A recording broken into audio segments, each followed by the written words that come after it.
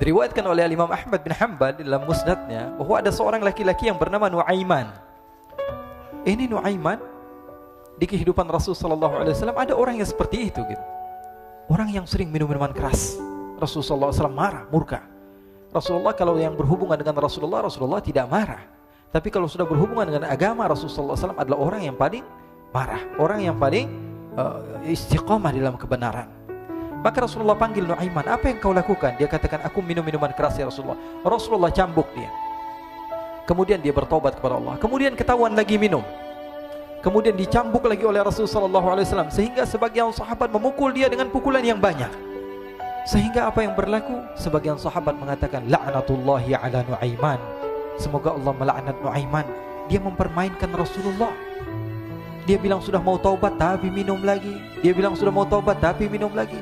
Maka Rasulullah SAW mengatakan, la tal'anuh fa innahu yuhibbullaha wa rasulah. Kata Rasulullah, jangan kamu laknat Nuaiman, karena dia itu cinta sama Allah, cinta sama Rasulnya. Dalam riwayat dia dicintai Allah dan dicintai oleh Rasulnya Muhammad sallallahu alaihi wasallam. Ibn Majah menceritakan bahwa Nuaiman ini pernah suatu waktu diajak oleh Sayyidina Abu Bakar pergi ke negeri Syam. Negeri Syam itu di mana? Seperti yang diceritakan tadi, antara daerah Suriah, Lebanon, Yordania, kemudian Palestina. Daerah seperti itu. Umumnya orang Quraisy pada masa itu mereka memiliki rihlah berdagang, membeli dagangan ke Syam, kemudian dijual lagi di kota Makkah. Ketika itu Rasulullah SAW didatangi Abu Bakar. Sayyidina Abu Bakar mengatakan kepada Rasulullah, ya Rasulullah, saya mau izin ya Rasulullah. Mau apa? Saya mau ajak dua sahabat kamu ini ikut berdagang ya Rasulullah. Siapa kata Rasul? Nuaiman. Kata Rasulullah SAW, Nuaiman kamu mau ajak? Mau ngapain? Biar seru-seruan aja ya Rasulullah. Kata Rasulullah, ya sudah, saya izinkan kamu bawa Nuaiman. Ketika itu Sayyidina Abu Bakar membawa Nuaiman sama satu sahabat namanya Suwaibid ibn Harmalah. Siapa namanya? Suwaibid ibn Harmalah. Ini sahabat Rasulullah SAW yang memiliki sifat yang berbeda-beda. Kalau Nuaiman ini aneh. Pernah Rasulullah SAW dibawain makanan banyak, dikasih Rasulullah, dikasih sahabat semua. Semuanya sudah makan, tiba-tiba si Nuaiman ini, sahabat Nabi Nuaiman mengatakan kepada Rasulullah, ya Rasulullah, ini yang penjualnya, tolong kau yang bayar ya Rasulullah. Makanan udah habis. Makanan udah habis. Rasulullah SAW bingung, saya yang bayar. Akhirnya Rasulullah katakan kepada sahabat, ayo keluarkan uang, kita patungan, kita bayar. Rasulullah aja dimainin, apalagi kita orang. Sallu ala Nabi Muhammad. Nuaiman diajak Sayyidina Abu Bakar. Kata Rasulullah SAW, benar kamu mau ajak Nuaiman? Iya ya Rasulullah. Diajaklah akhirnya. Diceritakan dalam riwayat Ibn Majah, diceritakan juga dalam Siyar A'lam An-Nubala, diceritakan juga dalam musnadnya Imam Ahmad bin Hanbal, dalam riwayat Imam Ahmad bin Hanbal. Maka diceritakan Nuaiman diajak oleh Sayyidina Abu Bakar. Sesampainya di negeri Syam, semua dibagi tugas. Fulan bin Fulan kerjaannya ini, Fulan bin Fulan kerjaannya ini, semua memiliki kerjaan. Nuaiman tanya, wahai Abu Bakar, kerjaannya saya apa wahai Abu Bakar? Kata Sayyidina Abu Bakar, kamu mau ngapain terserah kamu wahai Nuaiman. Yang penting kamu ikut saya kan.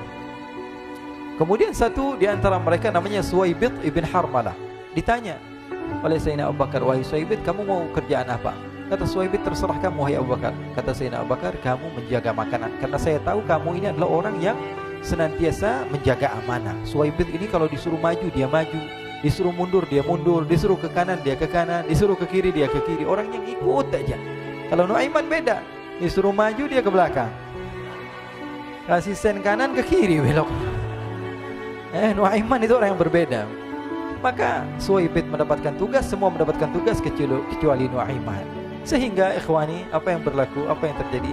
Sayyidina Abu Bakar pergi sibuk dengan kesibukannya, sehingga datanglah waktu siang. Nuaiman sudah lapar. Nuaiman cari makanan. Dia nggak punya uang, diajak Sayyidina Abu Bakar tapi tidak diberikan uang. Sehingga dia cari-cari makanan. Dia tahu Suwaibid yang jaga makanan. Dikatakan, wahai Suwaibid, saya mau makan, berikan kepada saya satu roti saja. Yang terpenting apa? Saya makan sekarang, saya sudah lapar. Kata Suwaibid, ya Allah Nuaiman, kita tunggu Abu Bakar saja sehingga dia datang, karena ini amanat. Amanat dari Abu Bakar, saya tidak boleh berikan kepada siapapun kecuali atas izin Abu Bakar. Kata Nuaiman, kasih saya makanan, kalau tidak saya bikin masalah sama kamu. Merah wajahnya Suwaibid, karena dia tahu, jangankan saya, Rasulullah aja dimainin. Bingung, Apa yang harus saya lakukan? Akhirnya Nuaiman bilang, gampangannya aja, kata Nuaiman, kamu kasih saya makanan, atau kalau tidak saya bikin masalah sama kamu. Bingung Suhaib pikir panjang. Setelah itu dia katakan, ya sudah Nuaiman, saya tetap mau jaga amanah Abu Bakar, karena saya takut ini adalah perintahnya Allah, perintahnya Rasulullah SAW, dan perintah daripada Abu Bakar, sahabatnya Nabi. Kata Nuaiman, kalau memang begitu kamu maunya, ya sudah, berarti kamu ngajakin berantem sama saya. Nuaiman pergi ke pasar. Dia cari-cari tempat penjualan hamba sahaya. Dia lihat-lihat beberapa hamba sahaya. Ini berapa harganya? Ini katanya 10 qalanis. Ini berapa? Ini harganya hitungan orang zaman dahulu. Kita sih hitung seperti dirham, berapa ratus dirham gitu. 200 dirham. Yang ini berapa? 300 dirham. Yang ini berapa harga hamba sahaya? 300 dirham. Harganya antara 300, 200 sampai 100. Kemudian Nuaiman mengatakan kepada penjual hamba sahaya tersebut, saya punya juga hamba sahaya, tapi saya jual cuma 20 dirham saja, murah. Apa benar ada hamba saya harganya segitu? Iya, karena dia punya aib, ada kekurangan. Apa? Nanti kalau kalian tangkap, dia bakalan teriak, saya ini bukan hamba sahaya tapi orang merdeka. Akhirnya semua orang berkumpul mau beli.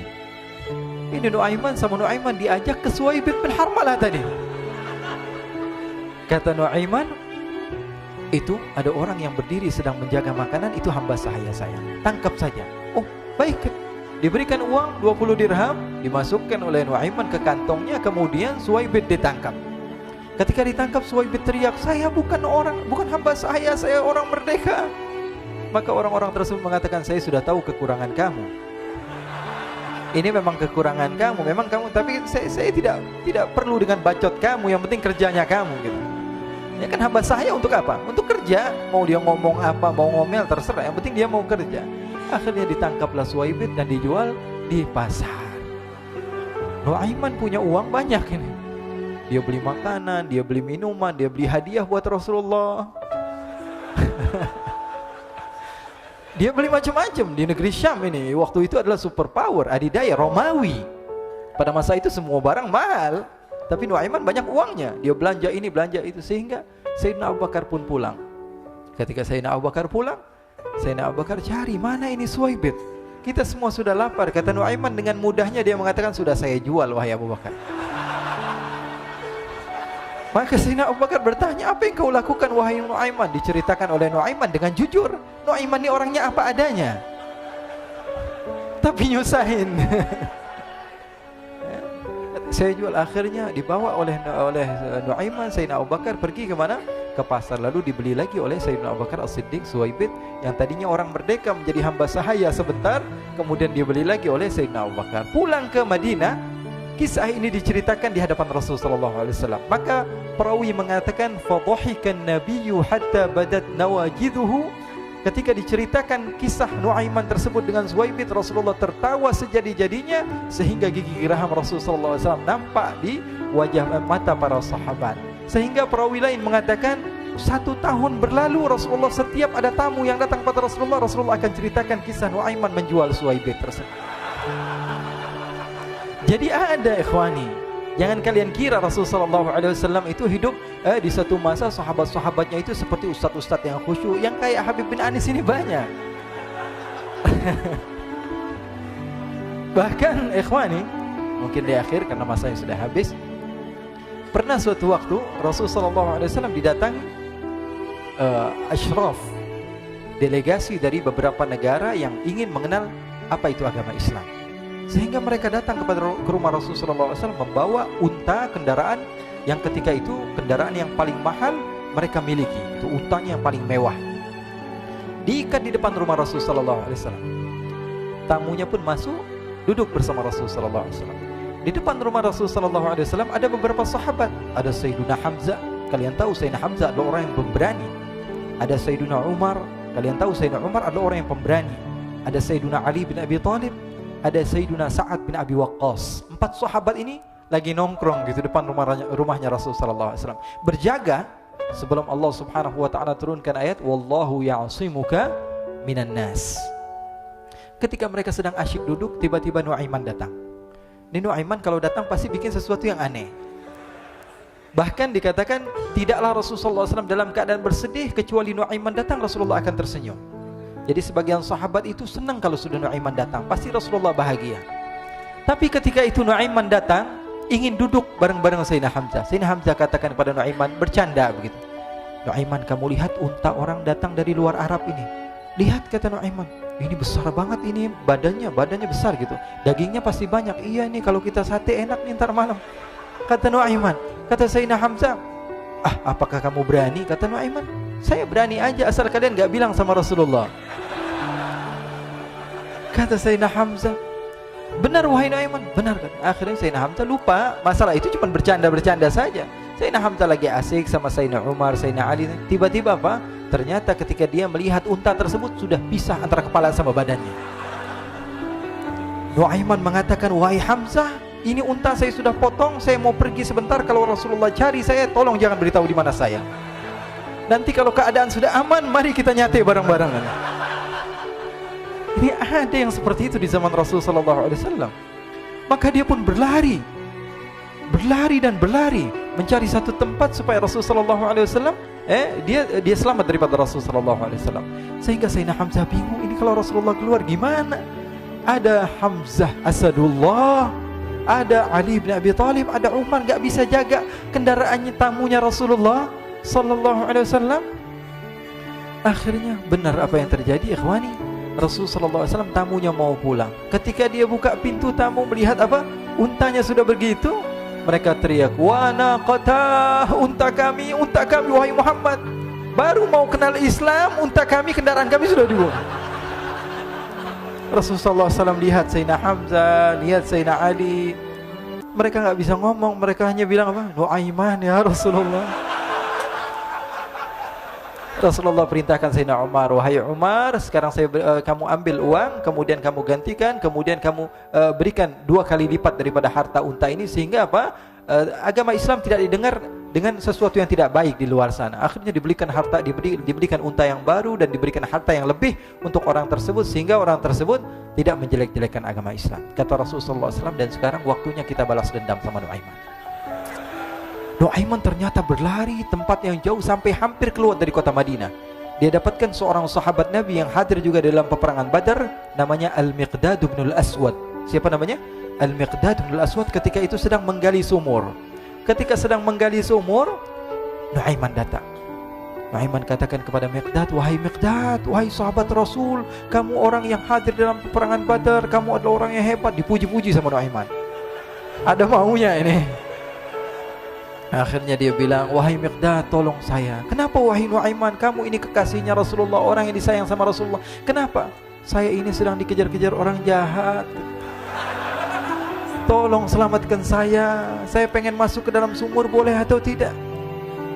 Kata Miqdad, siapa yang mengejar kamu? Pokoknya saya dikejar sama orang-orang. Kamu mau atau tidak selamatkan saya? Ya sudah, selagi kamu itu adalah sahabat Nabi, silahkan kamu masuk. Masuk akhirnya Nuaiman ke dalam sumur tersebut. Lalu Nuaiman mengatakan, wahai Miqdad, dia keluar lagi. Nanti kalau ada yang cari saya, tolong jangan beritahu saya di dalam sumur ya. Kata Miqdad, baiklah. Kata Nuaiman, siapapun yang bertanya tentang saya, kamu tidak akan kasih tahu. Iya, kata. Walaupun Rasulullah yang tanya saya. Katanya, enggak mungkin Rasulullah datang ke tempat sejauh ini. Iya, walaupun Rasulullah. Akhirnya masuk Nuaiman. Setelah beberapa menit, Rasulullah dan rombongan benar datang. Miqdad bingung ini. Ini kenapa Rasulullah datang ke RW kami ini? Ada apa ini Rasulullah sampai sejauh ini? Ditanya, ya Rasulullah, ada apa ya Rasulullah? Kata Rasulullah, saya cari Nuaiman. Di mana Nuaiman? Innalillah, kata Miqdad. Enggak dijawab ini Rasulullah. Kalau dijawab saya ingkar janji. Akhirnya apa dia katakan? Wahai Rasulullah, mata saya tidak memandang kepada Nuaiman, tapi tangannya nunjuk ke dalam sumur. Sahabat. Apa dia bilang? Mata saya tidak melihat kepada Nuaiman, tapi tangannya nunjuk ke sumur. Akhirnya dibuka sama Rasulullah, Nuaiman muncul.